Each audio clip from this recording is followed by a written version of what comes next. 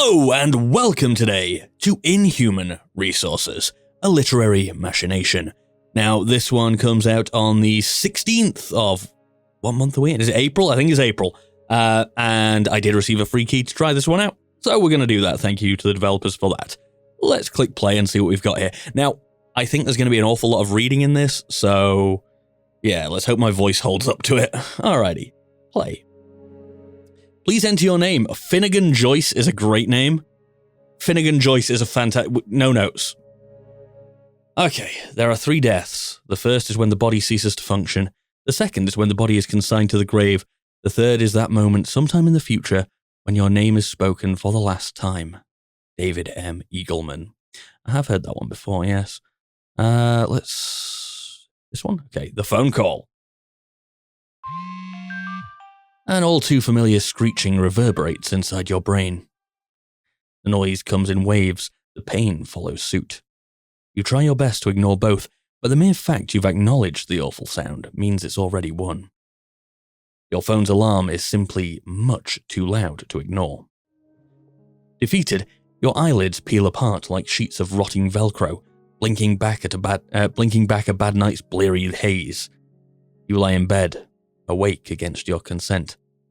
The room is almost pitch black, save for the intermittent flashings of your phone's screaming screen. A rancid, if routine stench of unwashed bedsheets bids you a bittersweet good morning. You're home, for better or worse. Mostly the latter these days. Just once, you wish you'd wake up somewhere else instead. Just once, you wish time would ask permission before racing ahead. But your phone doesn't care about what you want. Scree. The insufferable screeching drills deeper into your skull. You throw back your dirty blankets, blindly reaching for the misbegotten beast. Pick up the phone, sure. Did I select it? Oh, you gotta hold it, okay. The slab of thumb-smudged plastic feels comfortable in your palm. Most call the device ancient, but to you it's cozy and familiar, like an old, if outdated, friend. No oversized touchscreen, no fancy graphics card for mobile games, no constant access to so-or-so G network. This is difficult to read sometimes. Just a simple tool with a cute antenna that still allows you time to disconnect.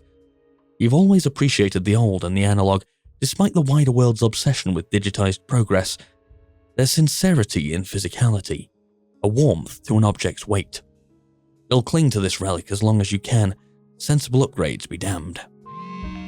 You have acquired old cell phone. Nice. You fiddle with the phone, desperate to stop the alarm, but no matter which button you press, the shrieking will not end. That's because this isn't your alarm at all, it's your ringtone. Squinting in the darkness, you barely make out the caller's ID. It's your aunt/landlady, technically speaking. Hopefully just your aunt today. The woman is exhausting enough when she isn't asking for the rent payments, no matter how overdue they are. Still, should you really ignore a call from the one person still waiting to support you between jobs? We'll see what she wants, so I'll accept the call. Static crackles as your obsolete cell phone struggles to connect. After a sharp click, you mumble a hesitant hello. Así mi clamo. Hey there, sweetie. Sorry for calling you out of the blue. Hope I'm not interrupting lunch. The scratchy facsimile of her bombastically condescending voice greets you on the line's other end. No mistaking your dear auntie. But what's this about lunch? You flick on a light and glance towards your microwave's LED clock display. A shameful number stares back from the room's abyss. 1:29 p.m. You wince and make up a half-baked lie, pretending to talk with your mouth full. Your aunt doesn't seem to buy it. Well, I'm sure you're very busy with job applications today, so I'll get straight to the point. Do you have any idea when you'll be able to send me last month's rent? I know money's been tight lately, but it's already the 31st. 1 missed payment is bad enough, but 2? Shit. Landlady it is. You feel yourself deflate, glancing to the top of a rejected tower of job applications standing proud and precarious upon your messy desk. The top sheet almost grazes your modest apartment's ceilings. Your aunt suggested to print each refusal, claiming they'd make your eventual hiring all the more rewarding. You found that harder and harder to believe ever since the letters started to outnumber the dollars in your bank account. Así mi clamo. Sweetie, do you have some kind of estimate for me? I would really need an answer today. Should we start this game off with a lie? She seems very pushy. Let's lie to her.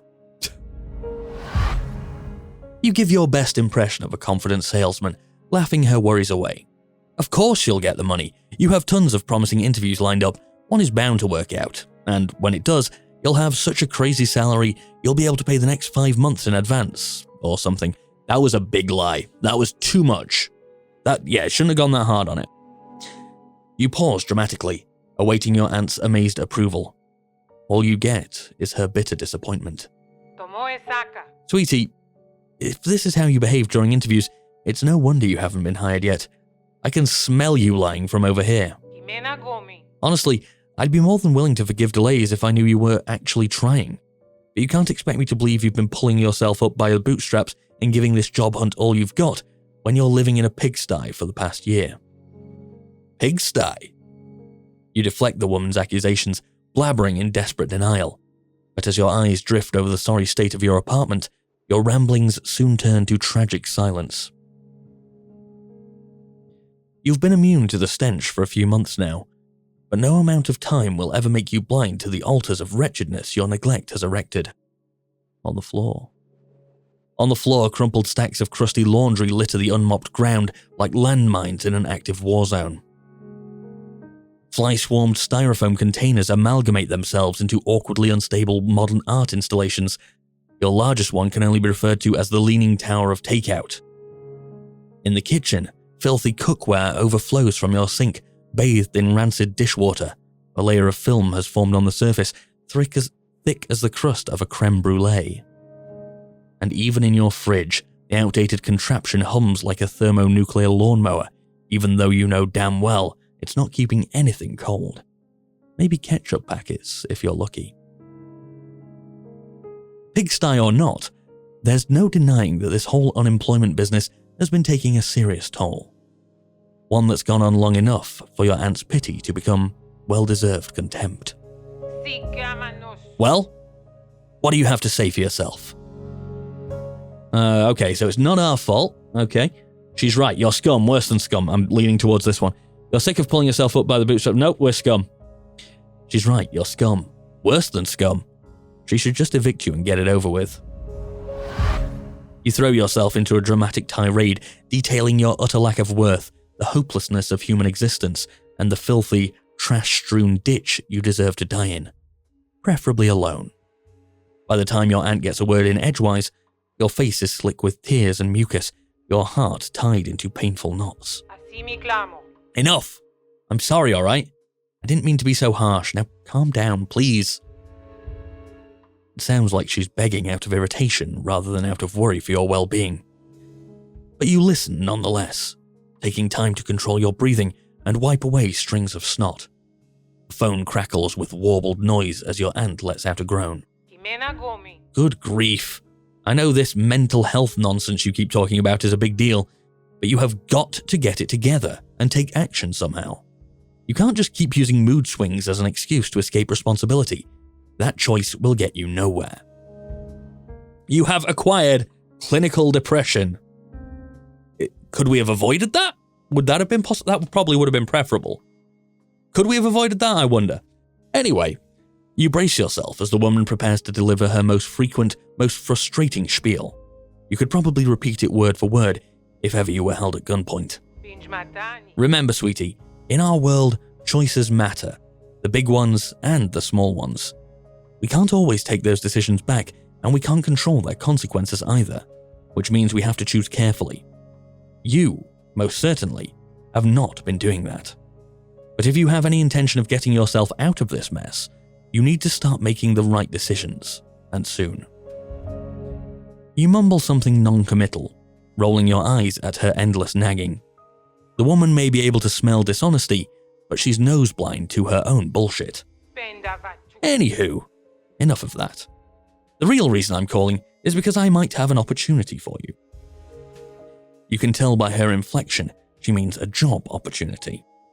Your reaction is practically Pavlovian. You salivate at the thought of your unrelenting financial woes finally coming to an end. You grip the cell phone tighter, aching with anticipation. See, there's this problem employee at our company. He works at one of the local branches, right next to where you live. But the man has a terrible attitude and is even more terrible when it comes to, well, whatever it is you think we do over there. That's interesting. You picture her limply waving a wrist in some vague, dismissive pattern, more of the highly confidential stuff she can't share, but brags about anyway. Not that you're entirely sure what your aunt actually does for a living to begin with. Something to do with human resources, maybe, or Inhuman Resources. Oh. Needless to say, we'll be laying off the little sourpuss as soon as a fitting replacement is found. But we need that replacement fast. Company has a big business deal coming up. We can't afford to be short on staff right now. Luckily, I happen to know a certain someone in dire need of a job, and this position happens to be entry level. No major qualifications needed. It even comes with a sterling letter of recommendation from yours truly. Now, this won't be an easy job. Supervisors are very strict, and the anxiety has a way of following you home. But so long as you nail the interview, you're basically guaranteed stable income for as long as you need it. SMYRNACORP isn't prone to random layoffs, except this guy. I mean, yeah, the guy that they're literally firing for us to come in, but okay. So how about it, sweetie? Shall I schedule something for you? Oh, I feel like the entire game is predicated on us picking this option, so let's do it. High-stress environment or not, it beats homelessness by a country mile. You agree to the offer with ravenous insistence. The woman breathes a sigh of relief and lets out a nervous laugh. It almost sounds like she's ecstatic. She's in ecstatic disbelief. Thank goodness. You have no idea what it means to hear you say that, dear. You're literally saving my life. Oh, I don't like that literally. That literally is... Yep, wish that wasn't there. You should probably be the one telling her that. But you won't complain about receiving gratitude instead of judgment for once. Without missing a beat, your aunt hammers at her computer's keyboard, drafting you an email. You clamber your way out of bed, tripping over day-old takeouts and mounds of dirty underwear as you rush toward your laptop. I've booked the earliest appointment I could possibly find. You should get an email with the time, address, and job description soon. Be sure to read everything carefully, and do not be late. Mr. Burgard will skin me alive if I send him another unpunctual idiot. Oh, and make sure not to mention that whole depression nonsense during the interview. It might make Mr. Burgard think he needs to fix you. Fix you? Rather than offer answers, your aunt whispers farewell. Good luck, sweetie. I hope you'll forgive me for this someday. Whoa. Whoa, that's concerning. Click. The line goes deathly silent, save for a droning dial tone. You get an urge to call her back, but the ding of an invitation appearing in your inbox catches your attention first. Uh-oh. Your interview is today, at 4 p.m. sharp no less. You curse under your breath, rushing to shower and get dressed. Your stack of rejection letters gets knocked over by your charge and scatters across the room in a whirlwind of standard issue responses. You beg with every fibre of your being not to come home with a new failure to add onto the pile. Okay, chapter complete. Proceed to the waiting room. Let's do it. The waiting room. The packed full city transit bus comes to a creaking stop right in front of an old building you've never seen before. Shoving your way past crowded commuters, you step onto an empty sidewalk. The vehicle roars away, fading into the misty afternoon and leaving you utterly alone. You briefly wonder if getting off here was a mistake. You review your aunt's documents, poring over the civic number, street name, and postal code, as though every character were the cipher to some secret code. By the time you finish your third revision, you're forced to concede. This must be the right address. But it's not remotely what you expected. Nestled between two gleaming skyscrapers sits a much smaller, much stranger building. There's the unnerving facade, Glazed grey brickwork and pale-veined marble unite to form a vast web of extravagant monochrome patterns. But despite all the details, the sum total still gives off a sense of cold, calculated purpose. Almost like an anarchic graffiti artist were hired to redesign a palliative care centre. The decorative windows. As you climb the front steps, a set of circular gold-tinted portholes stare down at you. They are unblinking, like the eyes of giant deep-sea squids. The glass is too opaque to see through, yet you suspect someone is on the other side, watching you approach. The massive front gates, made from half-ton hunks of glistening cast iron, the double doors have been decorated with an intricate bas-relief of skyscrapers swimming in fog. Bit ironic for such a stout little edifice. And the bronze door knocker. The alloy been smelted into the shape of a crowned king's severed head. Whoa, get out of there, man. The object looks so realistic, you're scared it will be warm and wet to the touch. Unfortunately, you see no keypads, handles, or ID scanners that would allow for easier entry. Okay. The local branch of SMYRNACORP is only 4 stories tall, yet feels impossibly imposing. It's caught between outdated aesthetics and timeless sensibilities, somehow both outrageous yet invisibly subtle, as if meant to be forgotten at a passing glance and to haunt those whose gazes linger. You suspect you may be underdressed. Your clothes aren't filthy, of course. If anything, they're rather chic, or at least they used to be. Neither time nor depression have been kind to your apparel. For all the class your best outfit once had, overuse has worn it down to a discolored, threadbare husk. Meanwhile, lack of money, motivation, and belief you're worthy of nice things, has prevented you from buying new clothes for the better part of 2 years. Regardless, what you've got will have to do. The hour of your interview approaches, and you won't have cash to afford a better outfit until this job is yours. Reach for the knocker and bang it against the door. The bronze object booms against the iron gates, even harder than your thumping heart. Moments later, something clicks and a latch comes undone. The doors groan themselves open, inviting you inside. You step into the building and are greeted by what seems to be a 5-star hotel's reception area. The room is utterly massive, with high ceilings that would rival a Renaissance church's cavernous belly. They like difficult words in this. Its windows let no sunshine through, and no fluorescent light bulbs fill it with their pale glare. There are just low-hanging chandeliers and an array of green-glassed banker lamps bathing the room in burnt orange. Upholstered sofas and coffee tables dot the space like islands, forming a winding path that leads to the room's distant depths. There, a woman stands behind a desk, flanked on each side by grillage elevators. I've never heard grillage as a word. The sharp machine gun clatter of her mechanical keyboard echoes across the room. You appreciate the old and analog, but SMYRNACORP's apparent fondness is downright ridiculous.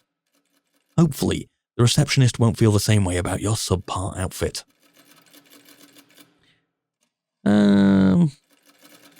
Confident? Nah, it's too much. We were told not to do that by the ant, so we're going to go with this one. If you actually get this job, your first paycheck will be spent on a less humiliating shirt. The dim lighting becomes dimmer the further you go, and thick shadows close in on you like claustrophobic walls. Wall-to-wall carpeting squishes under your feet, and an unfamiliar ammonia aroma assails your flared nostrils. Whatever they use to clean the place smells strong enough to double as a bioweapon, but still isn't enough to erase the lingering stench of cigarette smoke. The off-putting odour does suit the outdated decor, however. Except for those unsettling sculptures carved into the room's concrete support pillars. Disturbing shapes that assail you from all sides, emerging from the shadows like pretentious interpretations of 21st century demons. On your left, headless nude bodies are contorted in pain as veins sprout through their skin like a tree's sprawling roots. On your right, a bleak rendition of what you assume to be Babel's Tower has been built out of steel girders, electrical wiring, and bones. Up ahead, you see human skulls whose scalps have exploded, revealing interwoven helixes of DNA strands and binary code. What happened to good old-fashioned gargoyles? Unsettled by your surroundings, your eyes drift back to the woman working the reception desk. There are letters engraved in the wall above her, spelling out a slogan in twinkling silver font. Memoriae perpetuatia, I can't do Latin, I assume it's Latin. Perpetuitas mutatio. So memory, perpetuity, mutation? Change? I don't know. You don't know much about corporate branding, let alone SMYRNACORP's specific suite of services, but you're not sure how effective that cryptic slogan must be. You hoped your aunt's documents would have provided insight. Instead, they were mostly full of vapid statements about connecting modern businesses with industry-leading talent, or some variation on the standard corporate tripe. You wave hello to the receptionist, but she doesn't even flinch. Her gaze remains glazed over, wholly focused on her work. She's younger than you first thought, maybe 30, likely not quite. Sickly pale, with sleep-deprived bags under her eyes, each one darker than the acrylic of her tidy black turtleneck. Her hair is knotted into a dainty bun, her fingers devoid of polish or rings. They move across her keyboard like demented tap dancers. Wait, no, not her keyboard. Her typewriter. It's a really, really old one, made from brass, black plastic, and way too many moving parts. A relic from the 1800s that looks like it's barely scraped through both world wars. And you thought your laptop was getting old.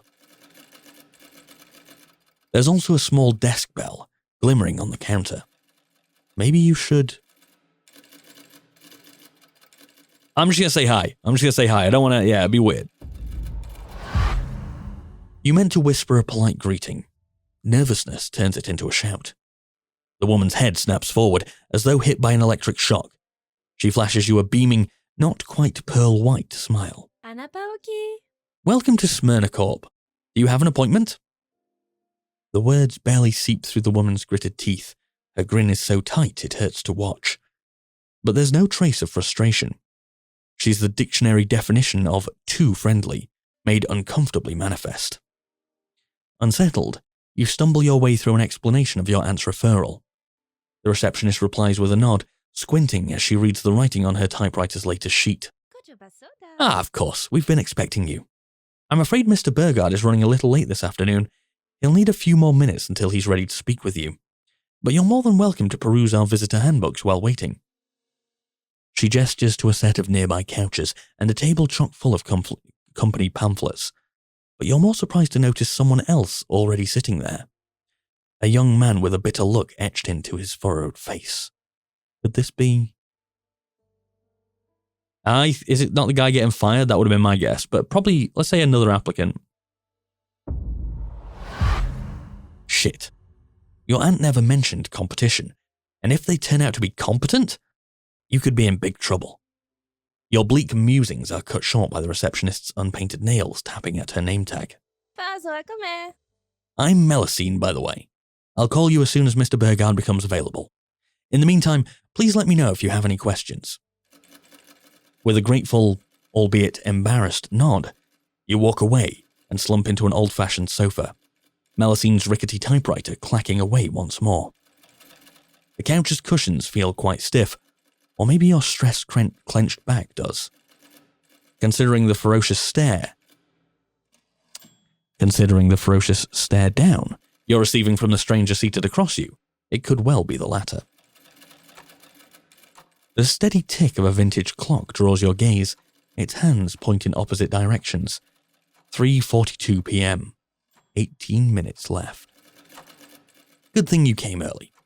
You still have time to prepare before your interview, but probably not enough to do everything you want. You'll have to decide where to spend it, carefully. Alright, what do we got? We can read through the pamphlets. Yeah. Melusine said she could find a few answers, answer a few questions. Why not take her up on the offer? That sounds like a good one. Strike up a conversation with the irritated man. Probably not a great one. And there's a magazine on the coffee table. Go talk to Melusine. She seemed way too nice. Despite her extreme fatigue and even extremer stress levels, the woman definitely seemed eager to lend a hand. And what better way is there to learn about your new workplace and to ask the person paid to greet visitors? You return to the reception desk with an awkward wave, embarrassed to be disrupting the receptionist's work so soon after leaving. Yet, rather than appear annoyed, the woman looks up from her typewriter with a sigh of relief, the air seeping through her vice-tight teeth with a shrill tea kettle whistle. Oh, hello again. I take it you have a few questions for me. As a disclaimer, please be advised that SMYRNACORP staff cannot disclose any confidential information to members of the public. Therefore, while I'll respond to your queries to the best of my ability, there may be certain details I'm forbidden to discuss. Thank you in advance for understanding. The uneasy first impression Melusine gave you worsens with every word she speaks, and not just because she keeps talking without blinking her bloodshot eyes or unclenching her goddamn jaw. Even though the receptionist's response seems professional, and her tone is perfectly jovial, something about her speech pattern feels rigidly urgent, almost like she's reading the words off a script with a gun pressed to the back of her head. Not thanking you for understanding, but begging you to. Is she scared of getting in trouble by letting something sensitive slip? Or is she trying to secretly warn you about the office's working conditions? So, what would you like to know? Let's say, the interview, ask what it's like to work, okay, and maybe this isn't the right person to work. No, we're going to ask her what it's like here. If smiling-induced lockjaw is the price to pay for working here, it may not be worth the money, no matter how badly you need it. But it could be that Melusine has a much more difficult job than you ever will. As diplomatically as possible, you ask her to describe her day-to-day tasks. You didn't think it possible, but the woman actually becomes stiffer. An anxious, muted squeal creeps out of her throat, and her teeth tighten so much, you swear you hear a molar crack. Well, I'm afraid our non-disclosure policies prevent me from saying much about that particular subject, but I can say that SMYRNACORP works with clients all around the world and is dedicated to providing advanced, unorthodox human resource solutions for what management calls the post-truth era. My job involves facilitating that process by ensuring that both our products and our customer service meet the highest of standards. Our number one guarantee is always quality, so it's important that I supervise recruitments and replacements as closely as possible. Your job will likely involve much the same. Damn it. That's all I can tell you for now, without incurring considerable risk anyway. Ooh. You're pretty sure that couldn't have been any vaguer. Other than the anxious laugh, her words practically sounded pre-recorded. The type of boilerplate, secretive response most companies would produce when trying to make people overlook a scandal. Judging by the look of fear in her eyes, Melusine is practically begging you not to look at what she's hiding. That alone tells you SMYRNACORP is very strict, and no doubt has a ton of corporate oversight. Sanctions must be enforced upon even the most minor mistakes. Much like your aunt's caginess, the receptionist's tight-lipped exhaustion is probably well warranted. But is that really enough to justify why Melusine looks so unfathomably terrified? Nothing's stopping you from asking to know more, but getting nosy about sensitive information right before an interview could jeopardize your job prospects. I feel like if we ask her more, she's going to be in danger, and I don't want to do that to her. She seems okay. Be nice to her. There's a good chance your curiosity could be interpreted as hostility when tensions are this high, and alienating a future co-worker before you even start isn't going to help. At least, that's what you thought. But instead, something unexpected happens. The receptionist begins to tremble, then to gently weep. Tears streak down her deathly pale cheeks and even over her bared teeth. The perpetual smile still unwilling to fracture, even as she shakes with sobs.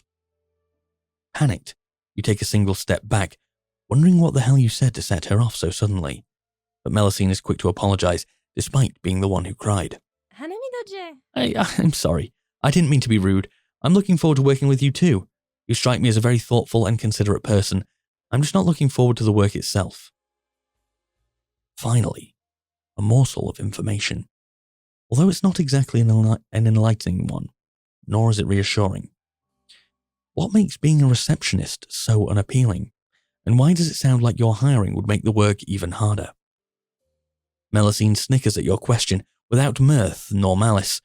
Rather, she seems to deflate, lowering her defenses, or perhaps the first time. Tamuva bika. Ooh, we have a non-smiley face.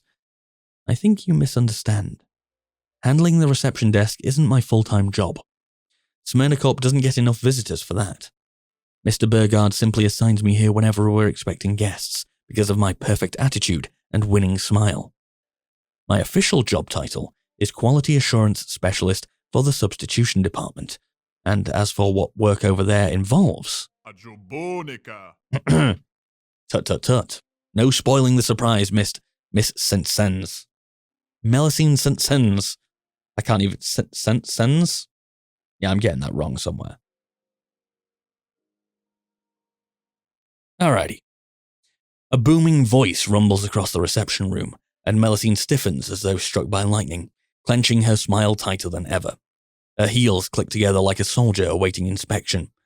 Another click is heard behind you, as the angry stranger on the couch stiffens in the same way. Their reactions make no sense, until you turn to face the voice, and then you too go rigid, awestruck with shock. Standing in front of the elevator is, without exaggeration, the most massive man you've ever seen. He's taller than a fridge, twice as wide, and perhaps thrice as heavy. The pure white of his immaculate dentistry contrasts with his dark skin, which reflects the room's dim light like finely chiseled onyx. Beneath the perfectly tailored patterns of his elegant tweed suit, muscles shift with every breath, threatening to burst through the seams. His pale blue eyes focus on you as he speaks with a voice like velvet thunder. Captain Holt, but Brooklyn Nine-Nine, that was Velvet Thunder, right? Was that Velvet Thunder? I think it was. My humble apologies for interrupting your enthralling conversation, friend. By the way, I can't do Velvet Thunder voice, so you just get my voice.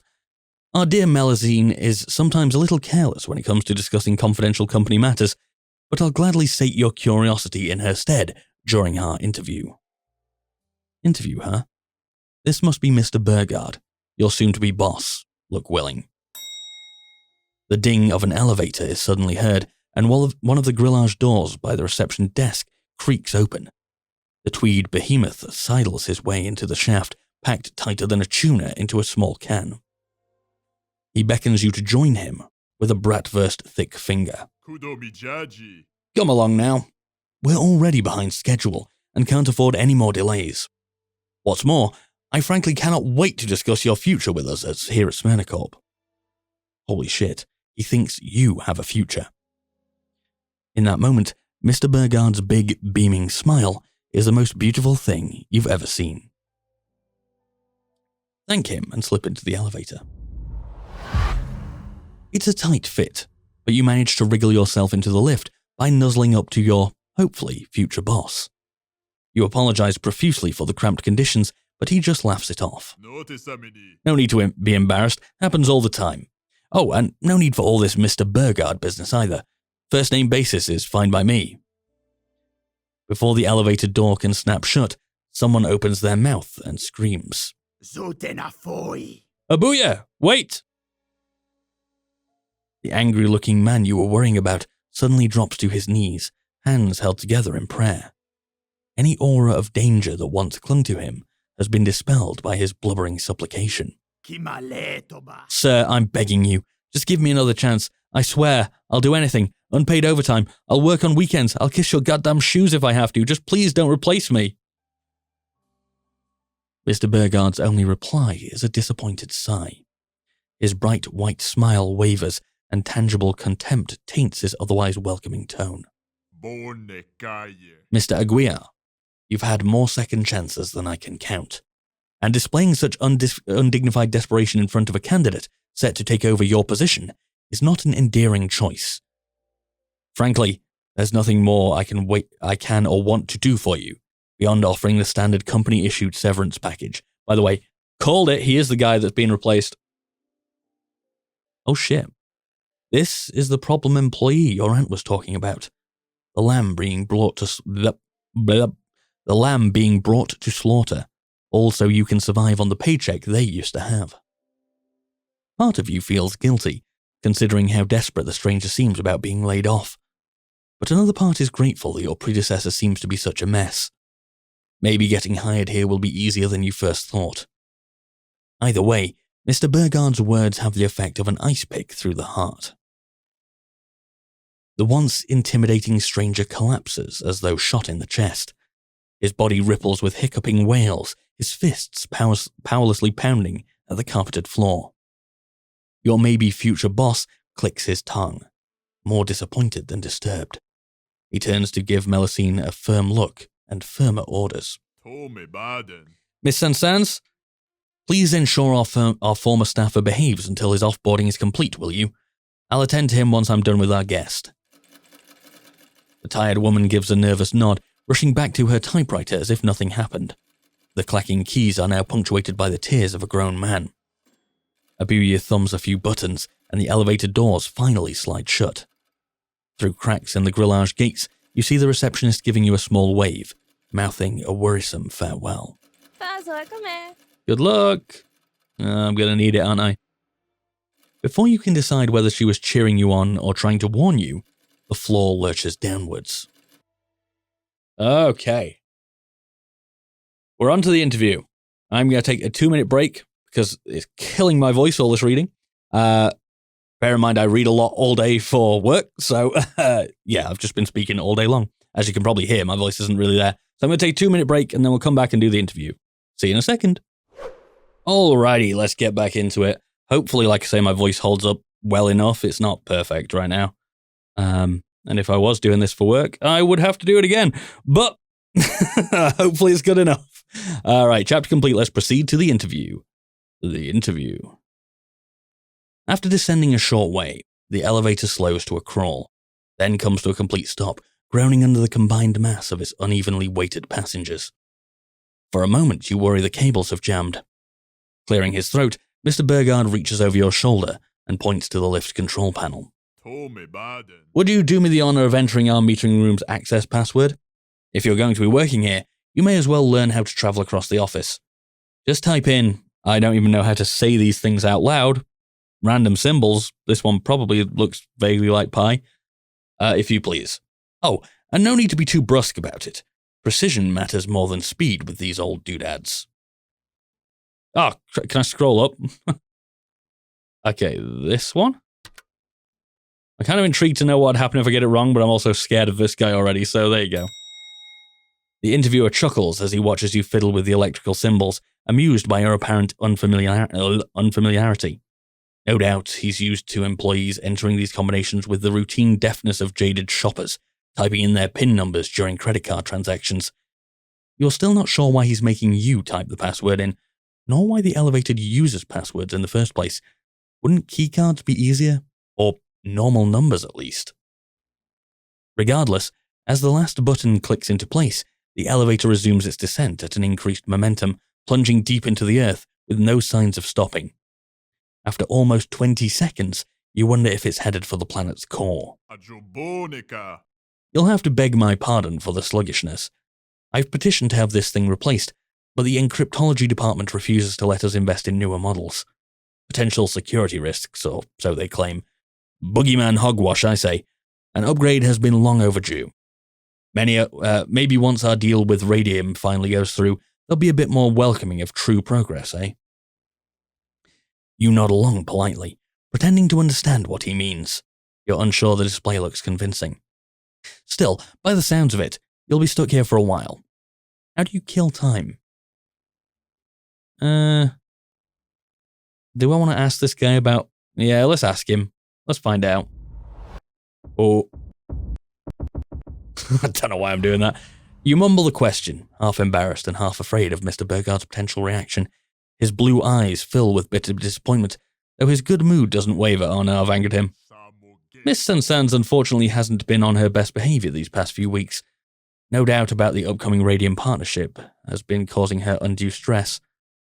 But still, exceptional as she may be, exhaustion is no excuse to behave so inappropriately with a guest, is it?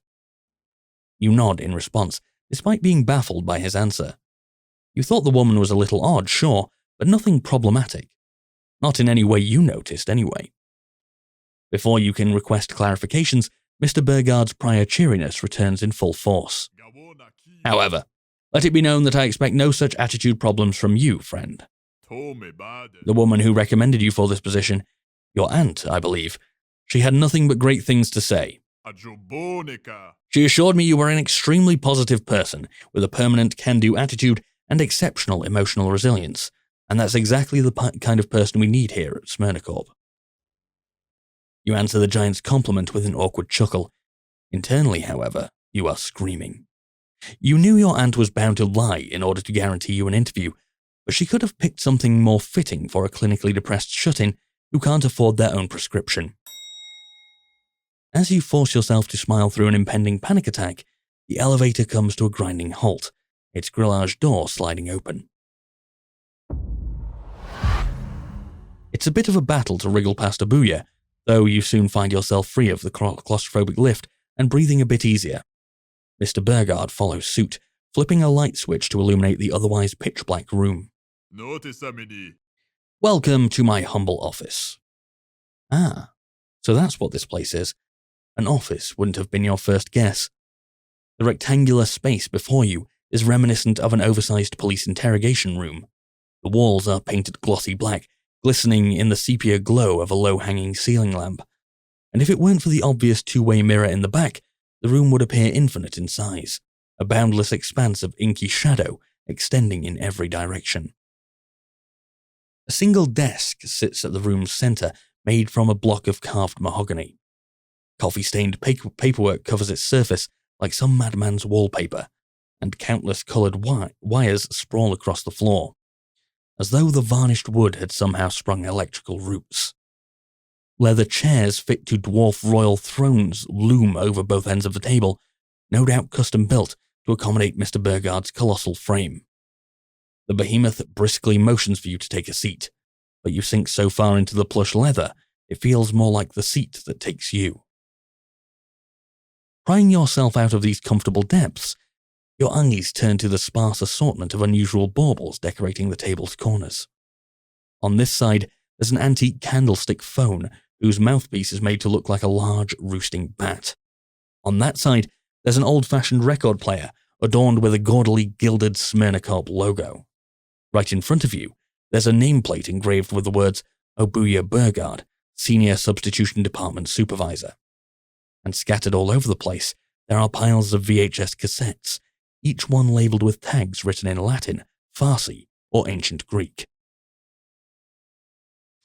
The item which perplexes you the most, however, is an old vinyl record, snugly wrapped in yellow, Keep Out tape.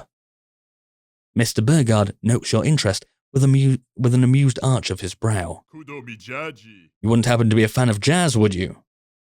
Let's lie. I'm not a fan of jazz. Abuya's smile can grow no bigger, but it certainly shines brighter upon hearing your enthusiastic answer. Well then, I'm quite excited to find out what a fellow connoisseur will think of this particular gem. Carefully placing the confidential vinyl onto an old record player, Mr. Burgard lowers the needle and bids you to listen. A strange, somber soundscape slowly fills the office with a blues-inspired rhythm you can't quite compare to anything you've heard before. It's not appalling per se, but it's perhaps a little messy and eerie enough to make you uncomfortable. The duet voices of a man and woman muttering warbled lyrics only adds to the strangeness. You can't make out a word they're saying, except for the chorus verse. Let's call the whole thing off. Gina and Herschel Gershwin, twins, if you were wondering, not a couple, despite all the turbulent rumours that once surrounded their odd relationship. I've never met them myself, but I do know they could have been bigger than the Beatles back in the band's heyday. The biggest case of my career was making sure they wouldn't be, and I always found it tragic that only one of their records was left intact in the world. Though I also feel quite lucky to be the man who owns it. Few will ever have the privilege of hearing such avant-garde work. You utter a few admirative, oohs and ahs, feigning interest to conceal your perplexity. What does a human resource company have to do with ruining musicians' careers? And how could Obuya be employed, let alone alive, during the birth years of rock and roll? He's not that old, is he? Before you can scrutinize the man's non-existent wrinkles, he promptly clears the stray documents from his desk, making space for a repulsively familiar sheet of paper. Your loathsome fucking resume, laid bare for the world to gawk at. God, you're sick of seeing that thing. Obuya interlaces his fingers, pale eyes darkening into a severe stare. You suddenly find yourself keenly aware of just how dangerous the man could be, should he choose to embrace violence over verbal repartee. Time to begin our little interview. I'll be asking you a series of questions.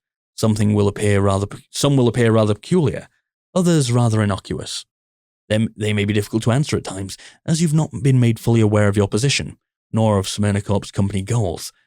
However, I still request that you provide honest and instinctive responses. Regardless of context, they'll give us a better idea of the role you'll be assigned during your time among us. Wait. You have to ace an interview before being told about the job you're applying for? What a mess. Either SMYRNACORP has an unintuitive hiring process, or their non-disclosure agreements are so incestuously interwoven, no one can get any work done without being strangled to death by red tape. Still, Obuya's words make one thing clear. The only way you'll get hired and earn a salary to pay the rent you owe is by acing this goddamn interview, no matter what it takes. Okay, we can give a firm nod, or we can give a non-committal answer, knowing you'll lie to make yourself... no, we'll just tell them the truth. Sorry, we're going to tell them the truth and see how it goes. Obuya chortles with satisfaction, the sound as deep and rumbling as a rock slide at the bottom of a well. Wonderful. Let's get started. Question 1. Oh no, it's the railroad thing. A runaway locomotive is barreling down a set of railroad tracks at uncontrollable speeds. In its path lay 5 people tied down and unable to move. If nothing is done, the locomotive will surely crush them and end their lives in an instant. You stand in a train yard next to a large lever. You know that if you pull it, the locomotive will divert its course onto a separate track. However, this will cause it to crush a different person, who is also tied down to its alternative path. How do you ensure all 6 people escape this tragedy alive? Oh, this is different. Okay. Well, that's not quite the "where do you see yourself in 5 years" shtick you're used to. How the hell are you supposed to respond? Okay. So, assuming you can operate that lever, you might also know how to remotely trigger the emergency brakes. You run fast and have deft hands to untie everyone before the train arrives. Doubt it. Dodge the question by discussing other ethical conundrums. Let's go with the emergency brakes, even though it's nonsense. You're not exactly the foremost authority on train yard technological advances, but you're pretty sure conductors have developed multiple automated and manual failsafes specifically to prevent cartoonish catastrophes like these. If not, you have $1 million idea to pitch. That's an impressively refreshing answer. Although, to be candid, many other representatives in other departments would strongly disagree with your technology-based solution. The Tweed behemoth gestures to the yellowing documents strewn about his desk and the baubles at its corners. All of them appear ancient enough to have been stolen from an unsuspecting museum's oldest shelves. SMYRNACORP was built upon a simple ideal, that humankind's potential must not become entrapped by progress's false promises of privacy. And efficiency is no excuse to discard anonymous practicality. Our old-hat philosophies and reliance on archaic devices have kept this company on the path to success for decades. But the world is changing, and we cannot remain blind to the additional insights technology can provide. After all, how can we think outside the box if we lack the tools to grasp how box the big has become, especially in our ever-so-chaotic digital era? You're not quite sure how to respond to that, let alone how it applies to human resources, but you still manage to stammer out some words of agreement, which hopefully imply you were thinking the same thing. Hey, your profile has changed. You're getting 2 technological literacy. I think that's the only good thing we've got so far. We got an old phone, we got clinical depression, and now we know how machines work a little bit. Only a little bit, though. Okay, now, moving right along to question 2. Could you kindly rephrase your greatest flaw so that it sounds like your greatest strength? That's an interesting one. Be advised, I do not want to hear any of that cowardly, I'm much too much of a perfectionist, or I'm a huge workaholic claptrap most folk use to make themselves sound flawless. I want a proper blameworthy weakness, reconfigured into a proper praiseworthy strength. Understood? The behemoth leans forward, and the room's darkness looms with him, both close in around you, like the walls of a solitary confinement cell, or the rope of an eager hangman's noose. Better think of something good. Okay, so I browse social media during work hours, but it keeps me updated on current events and tech trends. That's another technological one. You spend too much time chatting with co-workers, but it helps you understand them and cooperate effectively. You often try solving problems with brawn, not brains, but you're in great shape. We're going to go with the chatting one, because I think this is a character profile skill set builder, and I want charisma. So we're going to go with this one. Wars waged with unmastered weapons are doomed to fail. Sun Tzu said that. You think? Or maybe it was a World War II general, or the hero from that kung fu movie you watched as a teen. Point is, swapping gossip doesn't just provide drama. It reveals what your teammates are truly capable of. That, I must confess, is an exceptional response. To work at SMYRNACORP is to plunge into the very fabric of human psychology and unravel every thread of it on a daily basis. Understanding who people are, their wants, needs, aspirations, is integral to helping them become the people that they should be. And no one can achieve such understanding by working alone. Therefore, extending that same level of consideration to one's colleagues is an extremely wise initiative to augment our efficiency. Impressive stuff for a new recruit.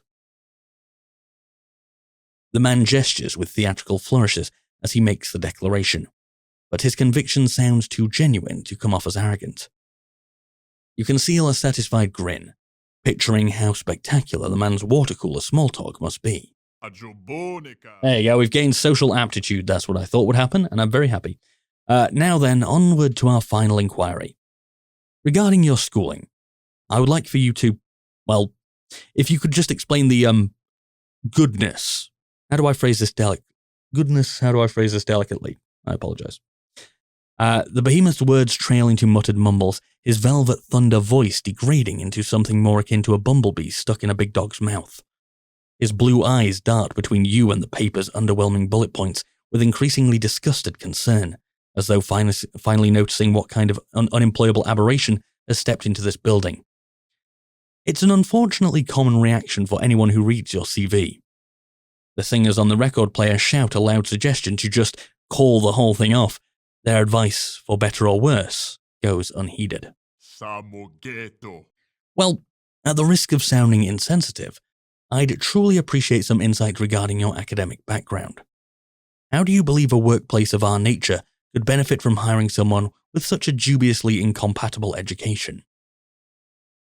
You begin sweating bullets. Big bullets. The kind of caliber Robot Cop must use in action movies from the 80s. Of course, it was going to come down to this. No matter how dearly you wish it were possible, you can't magically go back in time and study something more prestigious for today's job market. But you might be able to describe your weird diploma in a way that makes a strikingly employable impression. Okay, so did we study computer science for technology stuff? I studied Ultimate Frisbee. I kind of really want to do that because that's just fun. The apex of education for any teamwork, loving it's the same thing. It's just building character again. I studied child psychology. You're good at reading people and creating emotional rapport. Again, I want to help. I want to be people-centric, so let's do this one. You're unsure what kind of services SMYRNACORP really offers, but there's no doubt social sciences could come in handy with human resources.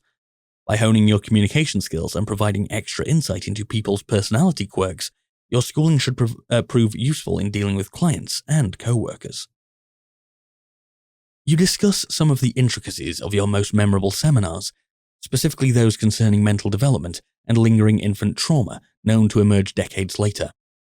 Examples of how early experiences inform otherwise incoherent attitudes among grown adults. Mr. Burgard's concern mellows into curiosity with every passing explanation. Then, as your story concludes, He regards you with outright admiration. I cannot even begin to explain how often SMYRNACORP representatives fail to consider the significance of formative experiences when it comes to mapping out an individual's psyche. Childhood memories are oft overlooked, yet integral in determining the root cause of a client's wants, fears, or failings. And in our most extreme cases, identifying those root causes is utterly essential to succeed. The fact you have such a thoughtful and informed perspective before starting your first day, no less, is truly, truly incredible. Correcting human behavior is a complicated, multi-layered process, but your pre-existing awareness of that fact will be a major asset. His flattery sends swarms of butterflies fluttering about your stomach. It's been a while since you've last received such a compliment, let alone felt actual pride in yourself, as opposed to the usual undercurrent of exhausted shame. Ironically, a therapist would probably have questions for you about that. Okay, we've gained, we have acquired child psychology specialization and more social aptitude, which is good. Anywho, I believe that concludes our questionnaire for today. As for your results, the man's enormous fingers crumple your CV into a ball and toss it aside. It bounces across the wire-laden floor, disappearing into an inky corner of the abyssal room. Your chest tightens, panic swells, catastrophic scenarios and thoughts of crushing failure explode throughout your head. Obuya's beaming smile diffuses them all. To tell you the truth, this little meeting of ours was nothing more than a corporate-mandated formality. Between your aunt's glowing recommendation and the fact that you showed up to our offices on such short notice, I knew from the very start that I'd be wanting you on board. After this discussion, I'm pleased to announce that my hunch has been confirmed, and I am most pleased to be extending you a permanent employment offer. I don't want to say that out loud because that seems bad. We'll just pinch ourselves. The pinch hurts, but nothing more. Mr. Burgard clears his throat, and the baritone of his next words is like a serenade from reality, finally acknowledging you as an honored guest. No need to look so bewildered. It can't be the first time someone's been impressed by your skills. Ha! Sorry, that was for me, not the character. Our exchange has revealed that you're an individual of exceptional interpersonal acuity, a sharp mind with an even sharper intuition, honed by keen intelligence and earnest empathy. I wouldn't be surprised to learn you're skilled at talking yourself out of trouble or persuading folks to see things your way, regardless of where the truth may lie.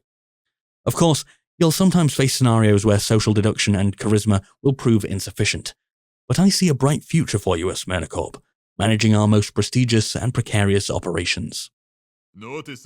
So, would you deem my interpretation of your aptitudes accurate, or have I misconstrued the content of your character? Oh, can we change it?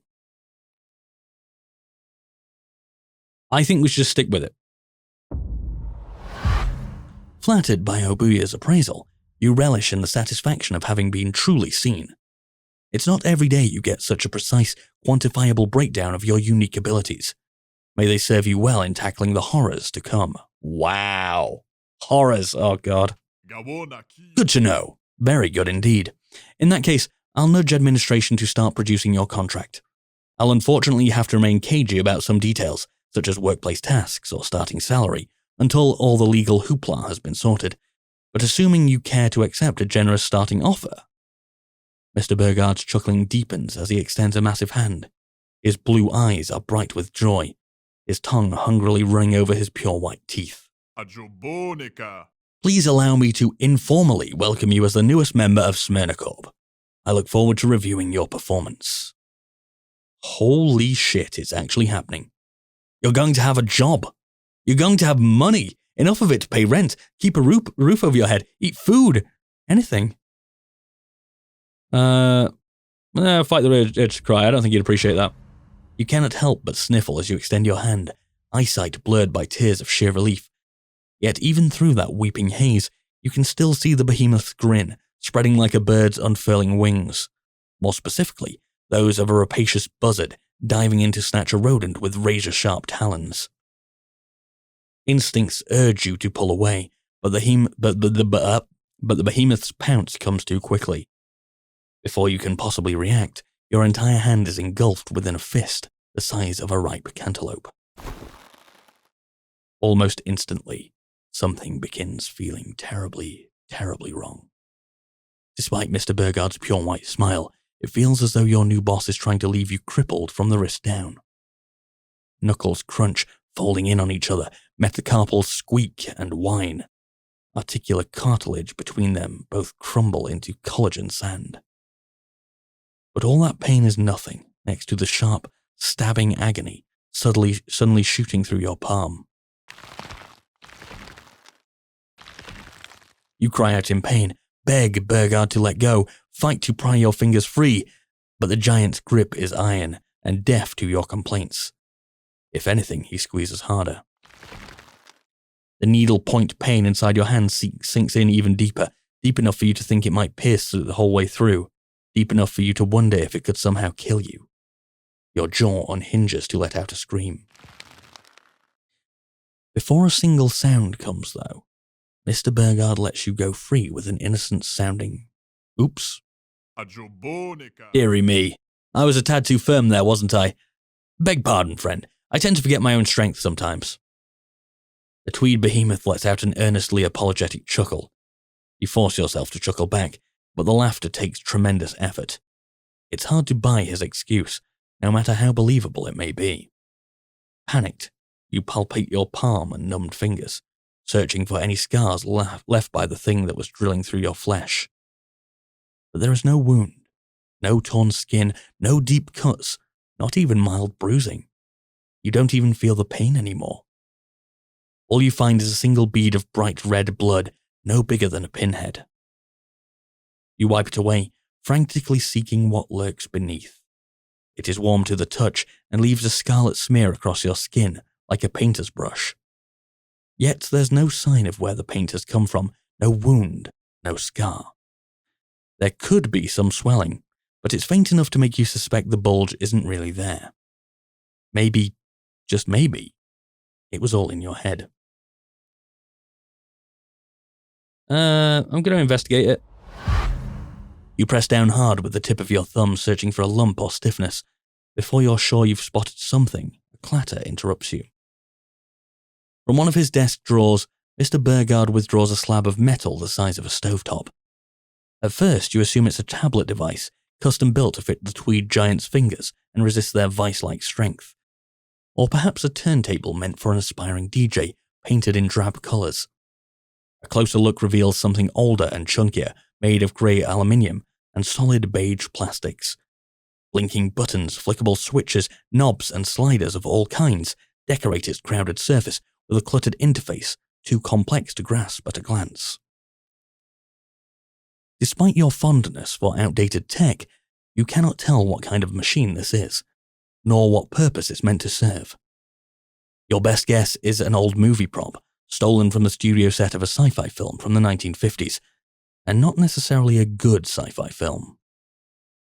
Mr. Burgard bends over to grab a heaping handful of wires off the messy floor. Seemingly at random, he sorts through dozens of them at a time, plugging only a paltry few into his device's outlets. Now that the pleasantries are finally done with, I suggest we proceed to the evaluation portion of our exchange. Evaluation? What evaluation? No one told you there'd be a test, let alone that comes after being hired. What if they find out you're actually inept? What if you came all this way and got so far, and screw everything up right at the end?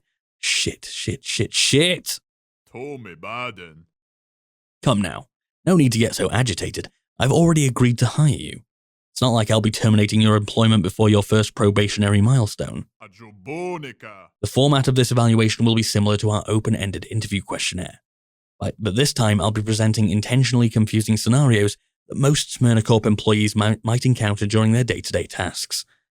Your goal is to present solutions to each particular problem as you deem appropriate, regardless of how unconventional the suggestion may seem.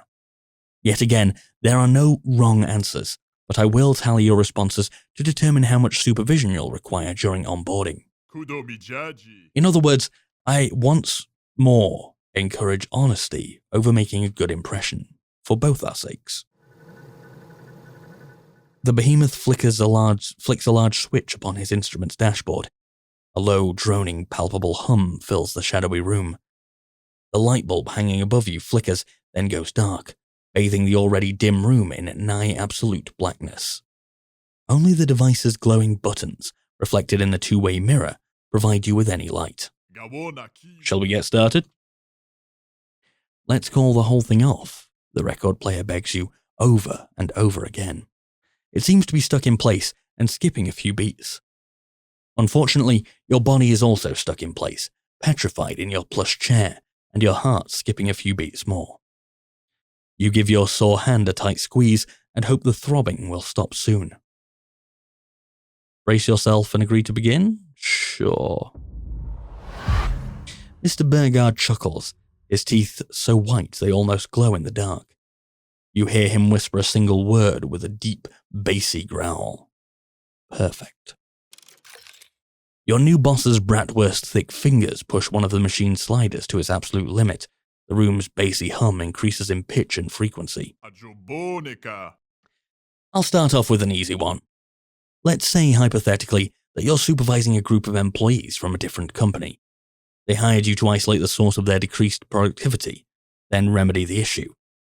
And it does not take you long to identify the problem. One of their staff members is extremely troublesome. The giant pauses, uttering a tisk of irritation. It seems he wasn't supposed to specify this mystery employee's gender. When he speaks again, he enunciates slowly, with more careful consideration. This hypothetical individual has an undeniably inadequate productivity level. They never meet bare minimum expectations, they lack punctuality, disrespect their colleagues, browse unsavory websites with company property, instead of dedicating their limited work hours to completing overdue, urgent paperwork. Their misconduct is continuous and condemnable. The employee has been given multiple warnings. This is about that guy, by the way, the guy that we're replacing. He's been given multiple warnings and provided with opportunities to improve their performance. Both have either failed or been ignored. The client is contemplating firing the problematic worker, but are concerned that becoming understaffed during an especially critical moment of the fiscal quarter could jeopardize their important deadlines. What do you think should be done to re-establish the client's baseline productivity?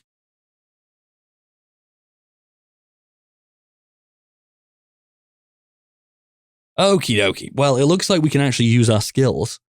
So we can say, it took you so long to find a job, firing someone would make you sick. Give them one more chance.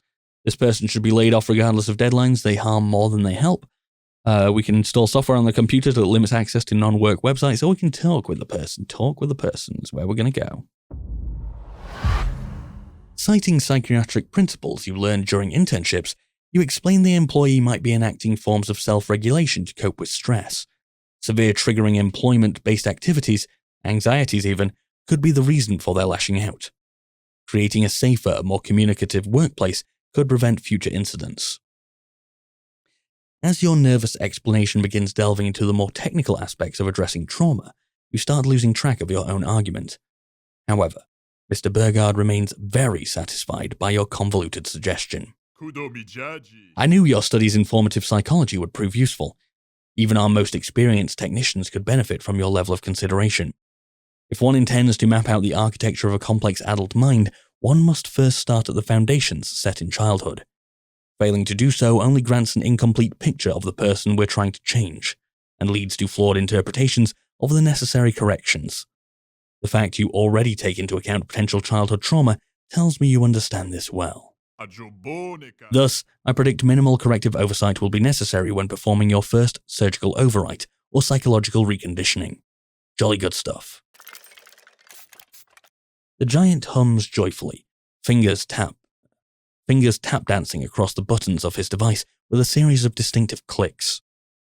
Hang on though, did he just say you'd be performing surgery? Obuya completes his complex mechanical operation with a flourish of flashing lights and a sequence of high-pitched beeping. The machine's noises are loud, but not startling, not compared to the other sound. It's faint at first, muffled, maybe distant, subtle enough to make you wonder if it's part of the record player's tune. But the longer you listen, the more unmistakable it becomes. Someone somewhere is screaming. Your nails dig into the armrests of your overlarge leather seat. Your eyes dart about the room, searching for the noise's source before landing on two-way mirror and your own aghast reflection. It's coming from across the glass. You hold your breath and wait for the scream to rise up again, but there is only the record player's music. Music and the white noise buzz of Burgard's machine as he ahems you back to attention. If you're in need of a restroom, I can point you in the right direction. Otherwise, I'd ask you to please complete this evaluation with a smidge less fidgeting. It negatively impacts our tool's acoustics, you see. It's like you didn't even hear it. Was the scream inside your head just like the pain in your hand from before? Or maybe... we're not going to ask him, we're just going to massage the palm. You hold your tongue, unwilling to disrupt the tool's acoustics any further. Besides, strange things have been happening ever since you set foot in this building, and everyone's been acting like it's completely normal. There's probably nothing wrong, right? Abuya flips another switch. The room's buzzing shifts into a frequency so oddly low you feel it sending ripples through your organs. The giant gestures your way with steepled fingers, further disturbing your unsettled guts. Now let's say, still hypothetically speaking, that our problem employee has a more specific shortcoming. He is utterly unwilling to cooperate with one of his co-workers. Perhaps it's a matter of a long-standing interpersonal friction or originating from external sources.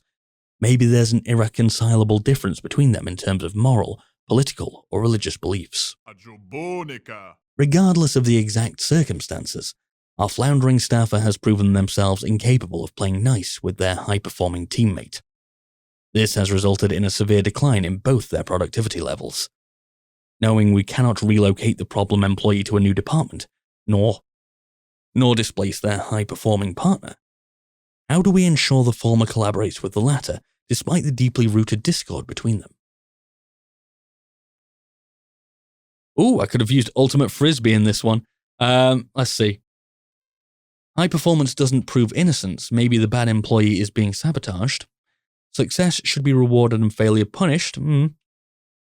Principles are learned, not biologically dictated. Teach them new values better suited to a workplace. Sure. If we can, we got to use our specialities, right? Your mind drifts to extreme rehabilitation scenarios. Neo-Nazis mellowed out through exposure to inclusive media, violent teens overcoming aggression through extensive therapy. They're not quick or cheap solutions, but they do prove people can overwrite behaviors with new, compassionate values. Your boss's bright white smile twinkles with tremendous satisfaction. He tweaks his device's knobs with giddy abandon. You're absolutely right. Too often do we believe people act in certain ways by default, as though personality or upbringing were immutable entities. But psychologically speaking, not only can anyone become anything, they can be made to become anything through tactical exposure to new perspectives. Individuals are the sum of environments and ideas they have been exposed to. Thus, adding or subtracting experiences from that human equation alters the result. Unfortunately, there are times when the only solution is to erase every belief a person holds dear and start over from nothing. But that's just a part of the job description. We wouldn't be offering such competitive salaries if designing boutique psychological profiles were easy. Before you can ask the interviewer what the hell he means, another sound reaches your ears. It's not a person's scream this time, but neither is it a vinyl's tune, nor a machine's hum. Rather, it resembles a dull, wet, rhythmic thud. Once, twice, thrice you hear it, a little louder every time. Your eyes dart about the room, looking for the noise's source. You find it staring back at you from across the two-way mirror. You see the handprint of a blood-stained palm slapping against the looking glass, begging to be let out. Your mouth goes dry as it hangs open, your fingers shake as you start to point. Then, without word of warning, the thudding suddenly stops. All that remains is silence, and a message written in scarlet smears, a cry for help no one can answer. Abuya looks over his shoulder, seeing the red stain. You wait for him to react, to gasp or even scream. All he does is harumph at it, annoyed. I really need to put more pressure on that janitor. The soundproofing here has been unacceptable as of late. With more grouchy grumbling, he tweaks a couple of his device's knobs, as if nothing happened. Then, noticing your aghast expression, he furrows his brow. Not with concern, but with confusion. Is something the matter? Let's pretend it's all fine. It'll be fine. You wipe the sweat from your brow and try to control your breathing. You tell Mr. Burgard it must have been the air down here, making you lightheaded. It feels like you keep seeing things, but none of this can be real. It can't be. Wonderful. I'm thrilled you're willing to be so cooperative despite these distractions. Now, regarding the conclusion of our conjectural conundrum, let's say, and I cannot stress this enough, that our aforementioned staffer is hypothetically assigned to contain a major data breach, one with consequences that could spell disaster for their company and co-workers alike. The sensitive nature of this task requires them to exterminate or indefinitely debilitate any individuals who have witnessed this leaked information, so that they become incapable of further dissemination. In this case, the information has only been accessed by two people, the employee's spouse and their prepubescent offspring. Needless to say, our employee is reluctant to perform their duty and exterminate these individuals. However, if either family member remains alive, the company stands to lose everything. Furthermore, should they refuse to tie up these proverbial loose ends, you will be required to do so in their place, as outlined in your SMYRNACORP contract. In short, how do you ensure that these targets perish as intended, and that this data breach remains contained, regardless of this problematic employee's hesitation? Okay.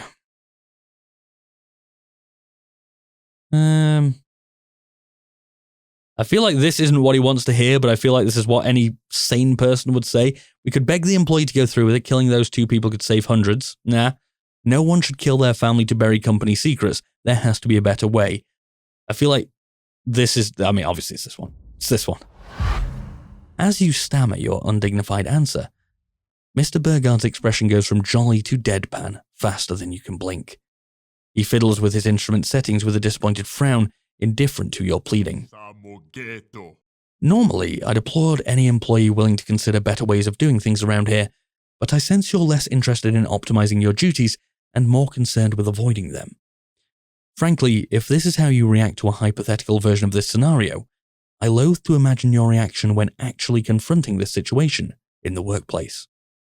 You'll need to learn how to perform under pressure around here, and fast. Drumming upon a few more buttons and eliciting a few more beeping noises, your manager's expression shifts somewhat as his strange machine's monitor displays your evaluation's final score. Well, this is genuinely impressive. I had high hopes for you, but this exceeds even those anticipations by considerable leaps and bounds. Most of our employees need months, if not years, of training to properly optimize our procedures while foregoing all ethical concerns. For you to demonstrate such dedication to efficiency without need for orienteering, that tells me you're destined to accomplish great, terrible things at this company. Why, I barely had to make adjustments to your doppelganger engineering suggestions. Doppelganger. Unfazed by your panic or bafflement, Mr. Burgard reaches for a nearby candlestick phone. The mouthpiece's realistically macabre roosting bat design makes it seem like he's clutching a live pipistrelle and shoving it against the cavern that is his giant mouth.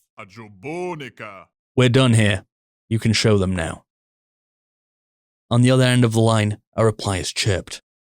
Abuya hands you the phone and motions you to listen in. His pure white smile looks wide enough to chair his cheeks at the seams. We can only accept the phone. You gingerly seize the occult antique. It takes you a few tries to figure out how the winged mammal is meant to be held, and even longer to hold the earpiece to your head. By the time you figured it out, you wish that you hadn't. The two-way glass at the back suddenly turns transparent, revealing yet another room filled with aesthetic contradictions and logical anomalies. Your first urge is to scream, but your voice makes no sound. Perhaps your cries are deafened by whatever the fuck is going on in there. You stand before what seems to be a hospital operating room. Its walls are adorned with a mix of dark wood panels and mounted stag heads, bathed in the sterile glow of circular fluorescent lamps. At the far back you see the silhouettes of two surgeons toiling away behind a curtain, carving apart the skulls of their fully conscious, unsedated patients. You want to look away, but you can't even blink. There's just too much to take in. There's the patients themselves. They almost look like twins. Both have been tied down with belts to their respective surgical tables. Both are men with tanned skin, furrowed brows, and bloodshot stares. Both have the tops of their heads partially concealed by curtains where the surgeons' silhouettes prod their scalps with forceps. Only one of them is screaming, as though death would be a mercy. There's the surgeon's tools. Blood-stained aprons hang from wooden coat racks, while stainless steel surgical trays contain an assortment of gruesome devices. Bone saws, hand-crank drills, and strangely hairy, bone-white bowls glistening with dark red. Your stomach gurgles upon realizing they are the sliced-off tops of human skulls. There's the televisions hanging from the ceiling. Boxy Technicolor units have been suspended above each patient's head. Their crackling screens blast them with an unrelenting montage of childhood videotape footage, warbled ECG readouts, brain scans, and news network broadcasts. Each man's eyelids are held open by metallic speculums, denying them the privilege of looking away. And there's the woman taking notes. She stands with her back to you, jotting down observations on a clipboard as she studies each victim's distinct reactions. Though her shoulders are shaking, she writes them with a steady hand. The muffled sounds of saws slicing through bone threatens to make you throw up. But instead, you feel your heart sink into that deep pit of nausea and realize something truly chilling. You recognize two of the people in that room. Let's have a look at the clipboard-wielding lady, which is going to be Melusine. Sensing your stare through the glass, the woman turns around. Details leap out one at a time, making the pit in your stomach sink deeper. A black turtleneck, a hair bun, a tight smile spread too wide. Exhausted eyes, bulging and bloodshot, pupils shrunk to tiny pinpricks. Melusine. A single tear runs down her cheek, lips wavering as though trying to speak without breaking her lockjaw grin. You get the sense she's apologizing for not being able to warn you that this was going to happen. Or perhaps she's merely heartbroken to see that you succeeded in getting the SMYRNACORP job. Whatever the case may be, she once more turns her back to you, focusing her attention on her loudest patient. You! Please tell them I'll change. Tell them I'll do better. Just don't let them replace me. Melusine, I'm begging you. You can't do this to me. I have a His words are cut off by gurgling spasms, eyes rolling back into their sockets as the surgeon's silhouette, behind him, cuts something inside his head. Blood and brain matter splatters the curtains, hiding the worst of the scene. But the sounds of squelching meat and bone still carry over the receiver. Yet it's the other, calmer patient's voice that truly makes you nauseous. He doesn't just look like Emiliano. He sounds like him. Exactly like him. You, tell them I'll change, tell them I'll do better, just don't let them replace me. The lookalike's face remains impassive, even as his exposed brain is prodded at with a hand-crank drill. Yet the imitation of his neighbor's blood-curdling cries is perfect. Every nuance, every pause for breath, reenacted down to the finest detail. Better than any audio recording you could ever imagine. More immaculate. Simulacra? Sure. More immaculate a simulacra than any man or machine should ever be capable of. It's so perfect, in fact, that you're no longer certain which is the real Emiliano. Hey, Melusine, how was that? Am I laying the accent on too thick? Seems fine to me, but I'd recommend letting your voice crack once in a while. It's been known to happen when Mr. Aguiar is heavily inebriated, and considering his drinking disposition, that particular nuance will come up quite frequently. Gotcha. I'll give it another go. Hey, pal, can you give me some fresh material to rehearse? You're all a bunch of psychos. Motherfucking heartless psychos. Emiliano sobs and howls himself raw, retching as the surgeon hacking his cerebellum induces full-body spasms. The other Emiliano merely clears his throat before howling much the same. You're all a bunch of psychos. Motherfucking heartless psychos. How about that? Bit better? Considerably. I'll, notify the post-op technicians to implant a few more speech impediment-inducing memories and apply brain damage relative to Mr. Aguiar's alcoholism. That should iron out the last neurophysical kinks. The other Emiliano gives a firm thumbs up, leaning back to enjoy his lobotomy with the lackadaisy indulgence of an expert barber's scalp massage. Melusine turns to face the glass, her wide smile pulled painfully taut. She looks at you with tears and mascara streaking down her face, her grin seeming to cause more pain than either patient's cerebral surgery. Was there anything else you needed to see, Mr. Burgard? No, thank you, dear. That'll be all. Just wanted our new hire to get a better idea of the daily grind. Oh, but do let me know if we need to make adjustments to medication nutrition. Will you? I'll be on standby. I will just say, total side note here. I know his little profile picture here is supposed to be him in a suit, like a wide suit. I think it's his tie. It makes it look like a massive head on a tiny body. This looks like legs and little arms, and then his head's huge.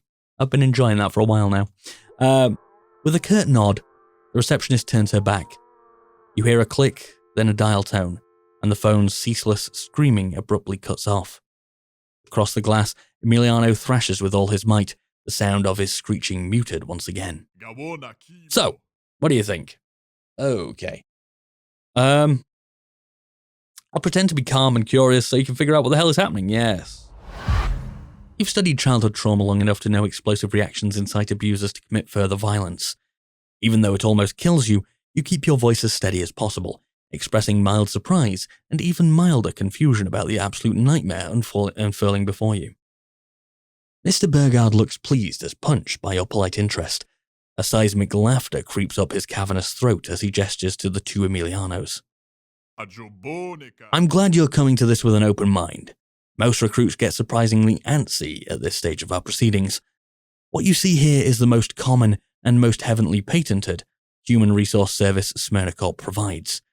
We replace troublesome members of the society with specially trained lab-raised actors that will live more efficient lives in our target's place.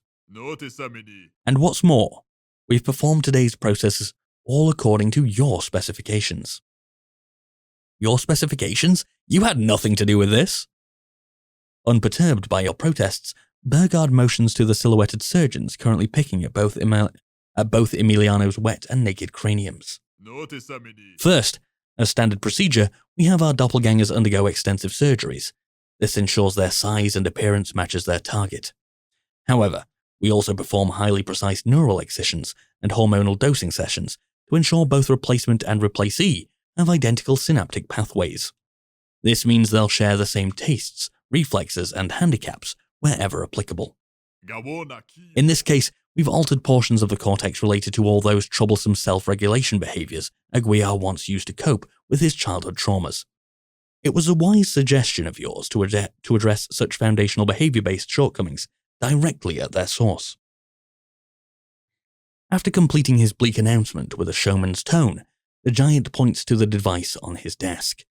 Its myriad cables run along the floor and worm their way through slits in the two-way glass connecting to the flashing televisions hanging above the patients' faces. Next, we bombard our subjects with doctored historical information and falsified childhood memory footage to rewrite their lived experiences. This will erase problematic attitudes and induce more desirable proclivities. This also extends to the teaching of new morals and religious beliefs, which you suggested should be done to treat extreme societal cases.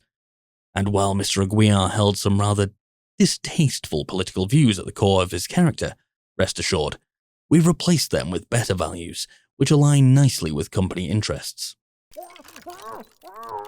With an emphatic flourish, Abuya tweaks another one of his machine's many knobs, A television screen flickers, replacing its gruesome slideshow of warfare footage with pictures of a pastoral farm.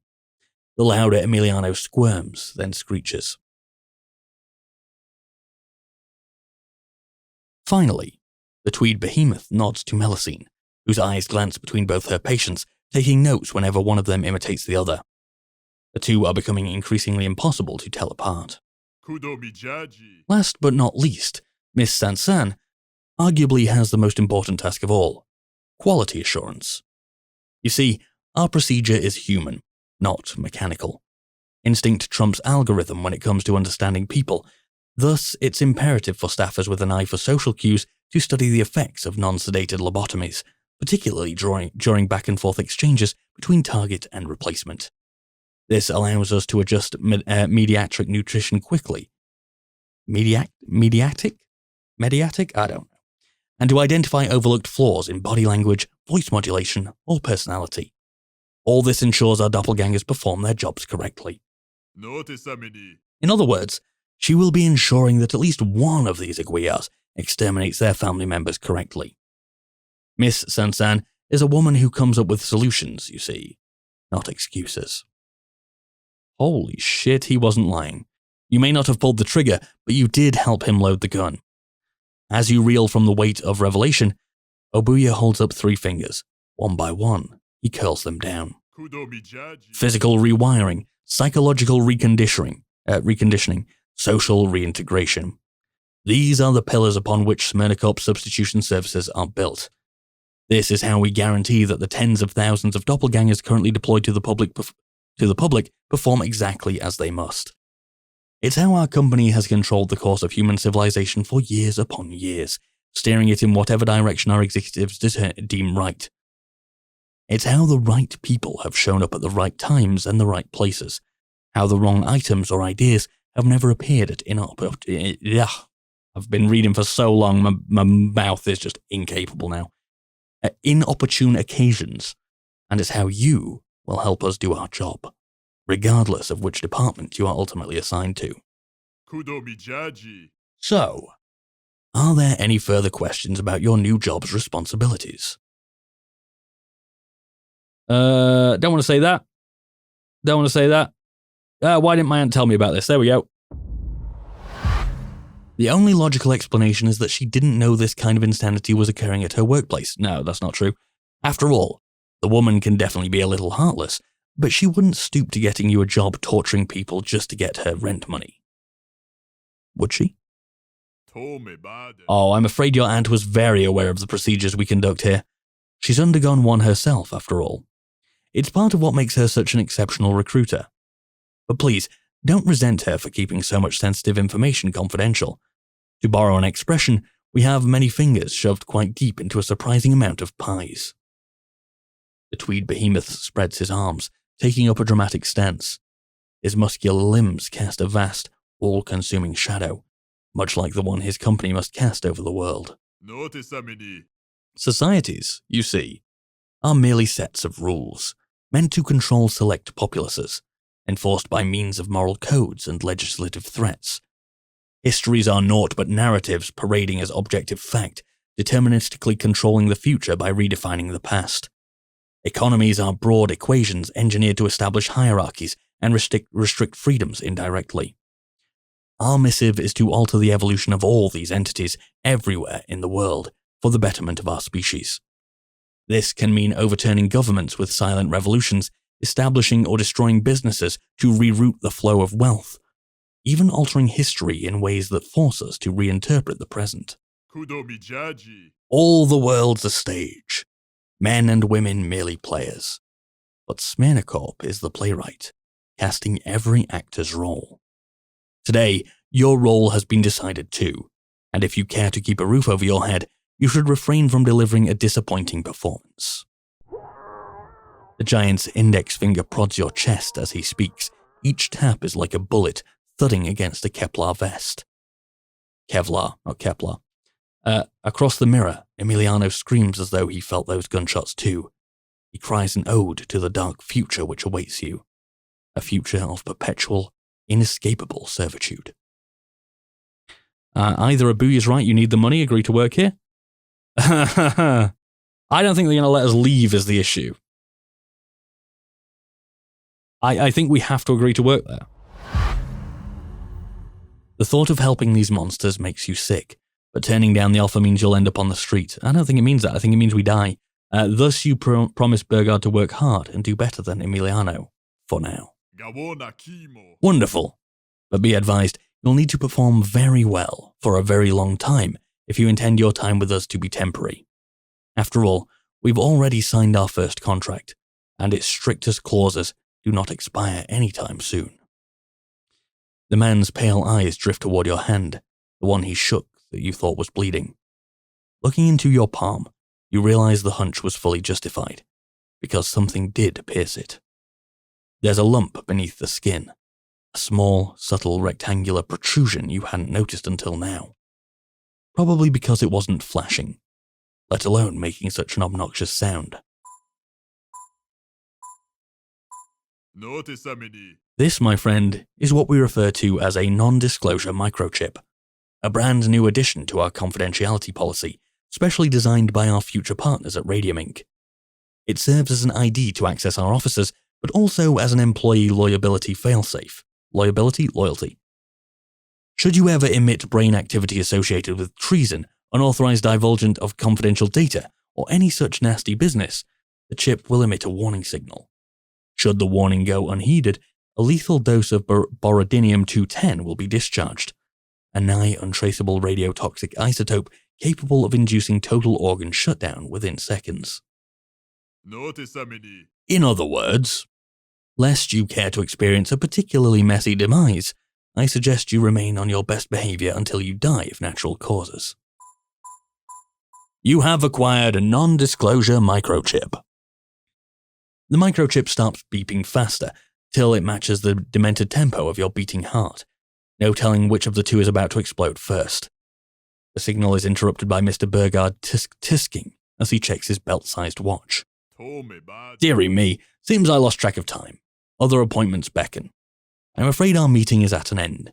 You'd best return home and get plenty of rest. You'll need it for your onboarding. Oh, and please don't consider suicide as a solution to prematurely terminate your employment, I'm well aware of your unfortunate mental health diagnoses, but I'd be ever so unhappy to see such a predictable scenario come to pass, especially since we'd just be wasting time replacing you with a doppelganger or otherwise. I recommend you try enjoying this if you can. Your moral crises and panic attacks should be like water running off the proverbial duck's back. As Obuya chuckles, an elevator door screeches open behind you. The open shaft greets you like the gaping maw of a deep-sea fish. You glance between it and your manager, debating which is worse, wondering if you can really leave. When the behemoth smirks and winks at you, amused by the fear, you make a run for it. Your fingers mash every single button of the keypad's confusing display, hoping some combination of keys will get you as far as possible. Eventually, the grillage gate slams shut, the floor lurches upward, and Mr. Burgard waves goodbye, speaking the most chilling words you've heard all day. See you tomorrow. Your microchip's alarm slows to a crawl as all your hopes and dreams die a slow, whimpering death. Congratulations, you're hired. There we go. That chapter was a long one. Wow. I'm going to call it there. Clearly, I started reading absolutely awfully towards the end of that. I do apologize. But that was Inhuman Resources, a Literary Machination. As I say, it comes out on the 16th of October. I was rather... October? Why would I say October? Is it April? I think it's April. It comes out in April. Yes, it comes out on the 16th of the current month we are in. And I've rather been enjoying it up until now. I am intrigued to see how many different choices there are and, you know, what different paths you can actually go down and whether your choices actually matter, because that's what this kind of game needs. But the actual idea behind it and the narrative that it's throwing forward is pretty enjoyable, pretty intriguing. So thank you so much for joining me. If you liked this video, if you had some fun watching this, leave me a like, subscribe for more. I'd really appreciate that. It'd be very, very helpful. And I hope to see you next time. Thank you very much. Goodbye.